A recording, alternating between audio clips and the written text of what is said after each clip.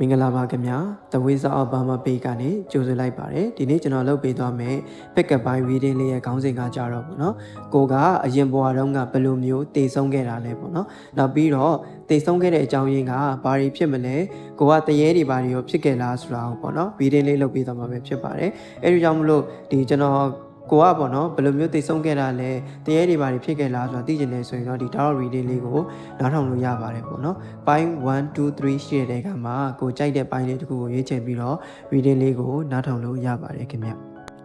ျဒါကကြတော့ပိုင်းနံပါတ်1ကိုရွေးချယ်ထားတဲ့လူတွေအတွက်ပေါ့နော်ပိုင်းနံပါတ်1ကိုရွေးချယ်ထားတဲ့လူတွေကအရင်ဘဝတုန်းကဘယ်လိုမျိုးတည်ဆုံးခဲ့တာလဲပေါ့နော်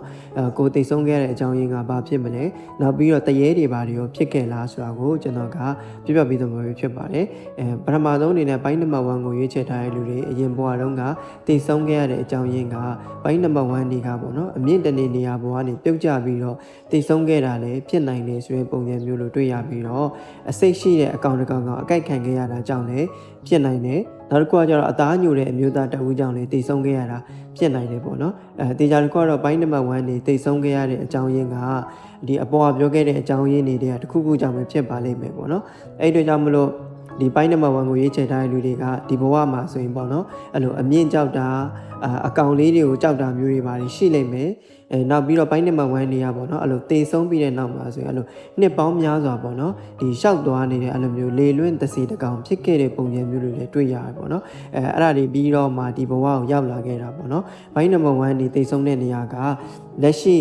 ရောက်နေတဲ့နေထိုင်တဲ့နေရာမှာမဟုတ်ဘဲနဲ့အရန်ကိုဝေးတဲ့နေရာဖြစ်လိမ့်မယ်ပေါ့နော်တောင်ပေါ်ဒေသတစ်ခုခုမှာဘိုင်းနံပါတ်1နေရာတည်ဆုံးခဲ့တဲ့ပုံစံမျိုးလိုတွေ့ရတယ်ဒီလက်ရှိနေတဲ့နေရာမှာတည်ဆုံးခဲ့တာမျိုးမဟုတ်ဘူးပေါ့နော်အဲ့လိုတခြားအဝေးတဲ့နေရာမှာတည်ဆုံးခဲ့ပြီးတော့ဒီနေရာမှာပြန်ပြီးတော့ဝင်စားတာမျိုးဖြစ်လိမ့်မယ်ဆိုတဲ့ပုံစံမျိုးလိုတွေ့ရပါတယ်ပေါ့နော်ဒါကတော့ဘိုင်းနံပါတ်1ကိုရွေးချယ်ထားတဲ့လူတွေအတွက်ပဲဖြစ်ပါတယ်ခင်ဗျနောက်တစ်ခုကကြတော့ဘိုင်းနံပါတ်2ကိုရွေးချယ်ထားတဲ့လူတွေအတွက်ပေါ့နော်ဘိုင်းနံပါတ်2ကိုရွေးချယ်ထားတဲ့လူတွေကရောအရင်ဘဝမှာဘယ်လိုမျိုးတည်ဆုံးခဲ့ရတာလဲပေါ့နော်ကိုယ့်ရဲ့တည်ဆုံးခဲ့ရတဲ့အကြောင်းရင်းကဘာဖြစ်မလဲနောက်ပြီးတရေတွေဘာတွေရောဖြစ်ခဲ့လားဆိုတာကိုကျွန်တော်က reading လေးလုပ်ပြီးတော့ပြပြပေးသွားမှာပဲဖြစ်ပါတယ်ပေါ့နော်ဘိုင်းနံပါတ်2တွေကိုရွေးချယ်ထားတဲ့လူတွေကပေါ့နော်အရင်ဘဝတုန်းကဆိုရင်အဲ့လိုအရန်ကိုပြည့်စုံချမ်းသာတဲ့ဘဝမျိုးကိုရခဲ့ကြတဲ့ပုံစံမျိုးတွေတွေ့ရတယ်ပေါ့နော်တေချာတစ်ခုကတော့ပိုင်းနံပါတ်2တွေကအရင်ဘဝတုန်းကအဲ့လိုအဆင်ပြေတဲ့ဘဝမျိုးလိုတာရတဲ့ဘဝမျိုးကိုရခဲ့ကြတယ်ပိုင်းနံပါတ်2တွေတည်ဆုံးခဲ့ရတဲ့အကြောင်းရင်းကအဲ့လိုခိုးဆိုးလူရက်သမားတွေကြောင့်ဖြစ်နိုင်တယ်လို့ပေါ့နော်အဲ့လိုပိုင်းနံပါတ်2တွေယုံကြည်ရတဲ့လူတွေကပိုင်းနံပါတ်2တွေပေါ်မှာတစ္ဆာဖောက်တာကြောင့်လည်းဖြစ်နိုင်တယ်နောက်ပြီးတော့ပိုင်းနံပါတ်2တွေအဲ့လိုယောဂတစ်ခုခုဖြစ်ပြီးတော့အဲ့လိုဖျားနာပြီးတော့တည်ဆုံးခဲ့ရတဲ့ပုံစံမျိုးတွေလည်းတွေ့ရတယ်ပေါ့နော်တေချာတစ်ခုကတော့ပိုင်းနံပါတ်2တွေတည်ဆုံးခဲ့ရတဲ့အကြောင်းရင်းကအပေါ်ကကျွန်တော်ပြောတဲ့အကြောင်းရင်းတွေကတစ်ခုခုကြောင့်ပဲဖြစ်ပါလိမ့်မယ်ပေါ့နော်ပိုင်းနံပါတ်2ကိုရွေးချယ်ထားတဲ့လူတွေကတော့ဒီဘဝမှာဆိုရင်ပေါ့နော်ကျမ်းမာရေးအညံ့လွယ်တာမျိုးနောက်တစ်ခါကျလူတွေပေါ်မှာဆိုရင်အဲ့လိုလွယ်လွယ်ကူကူမယုံရဲတာမျိုးလူကြောက်တဲ့လက္ခဏာမျိုးလေးတွေပါတယ်ရှိတတ်ကြတဲ့ပုံစံမျိုးလိုတွေ့ရတယ်ပေါ့နော်နောက်တစ်ခုကကျတော့ပိုင်းနံပါတ်2ကိုရွေးချယ်ထားတဲ့လူတွေကအရင်ဘဝတုန်းကတည်ဆုံးပြီးတဲ့နောက်မှာပေါ့နော်အဲ့လိုပစ္စည်းဥစ္စာတွေကိုပိုင်ဆိုင်ခဲ့တဲ့လူဖြစ်ပေမဲ့ပစ္စည်းဥစ္စာတွေပေါ်မှာအစွဲလန်းမရှိခဲ့တဲ့လူနောက်ပြီးတော့အဲ့လိုကုသိုလ်ကောင်းမှုတွေလည်းအများကြီးပြုတ်ခဲ့တဲ့ပုံစံမျိုးလိုတွေ့ရတဲ့အတွက်ကြောင့်မို့အဲ့လိုချက်ချင်းလက်ငင်းပေါ့နော်တိတ်ဆုံးပြီးတာနဲ့တိတ်မကြဘူးလူဝင်စားနိုင်ခဲ့တဲ့ပုံစံမျိုးလိုတွေ့ရတယ်အဲ့လိုတစေတရေတွေပါတွေတော့အဲ့လိုပုံပွားတွေပါတွေတော့ရောက်ခဲ့တဲ့ပုံစံမျိုးလိုတော့မတွေ့ရပါဘူးပေါ့နော်ဒါကတော့ဘိုင်းနံပါတ်2ကိုရွေးချယ်ထားတဲ့လူတွေအတွက်ပဲဖြစ်ပါတယ်ခင်ဗျဒါကကြတော့ဘိုင်းနံပါတ်3ကိုရွေးချယ်ထားတဲ့လူတွေအတွက်ပဲဖြစ်ပါတယ်ပေါ့နော်ဘိုင်းနံပါတ်3ကိုရွေးချယ်ထားတဲ့လူတွေအရင်ဘဝတုန်းကဘယ်လိုမျိုးတည်ဆုံးခဲ့တာလဲပေါ့နော်ဘာအကြောင်းရင်းကြောင့်မို့တည်ဆုံးခဲ့တာလဲတရေတွေဘာတွေရောဖြစ်ခဲ့လားဆိုတာကိုကျွန်တော်ကပြပြပေးသွားမှာပဲဖြစ်ပါတယ်ပေါ့နော်ပထမဆုံးအနေနဲ့ဘိုင်းနံပါတ်3ကိုရွေးချယ်ထားတဲ့လူတွေကအရင်ဘဝတုန်းကပေါ့နော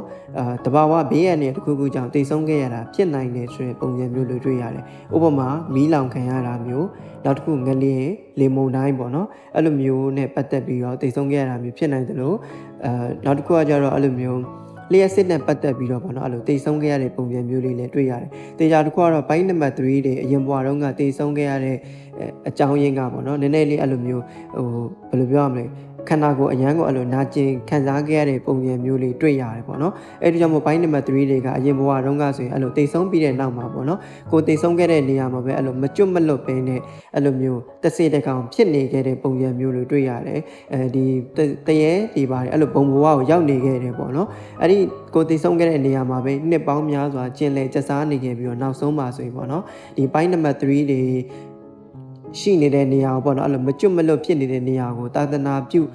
တကိုးရှိတဲ့ပုံကိုတူဒါမှမဟုတ်ပေါ့နော်အဲ့လိုဘုန်းကြီးတူကဒီရောက်လာခဲ့ပြီးတော့ကုညီဒီပိုင်းနံပါတ်3တွေကိုကုညီခဲ့တာကြောင့်ပေါ့နော်ပိုင်းနံပါတ်3တွေကလက်ရှိဘဝမှာလူဝင်စားနိုင်ပြီးတော့ဒီလက်ရှိဘဝကိုရောက်လာခဲ့ခြင်းမျိုးဖြစ်တယ်ဆိုရင်ပုံစံမျိုးလိုတွေ့ရတယ်ပေါ့နော်အဲဒါကြောင့်ပိုင်းနံပါတ်3တွေ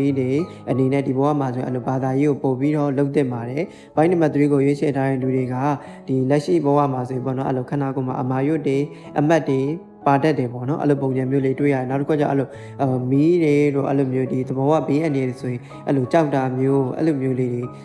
ရှိတတ်ပါတယ်ပေါ့နော်ဒါကတော့ပိုင်းနံပါတ်3ကိုရွေးချယ်ထားတဲ့လူတွေအတွက်ပဲဖြစ်ပါတယ်ခင်ဗျဒီ reading လေးကိုအဆုံးထိနားထောင်ပေးရတဲ့အတွက်ကျေးဇူးအများကြီးတင်ပါတယ်ပေါ့နော်ကိုရွေးချယ်ထားတဲ့ပိုင်းလေးကိုလည်း comment မှာမှတ်သွားခဲ့လို့ရပါတယ်ခင်ဗျကျေးဇူးအများကြီးတင်ပါတယ်ခင်ဗျ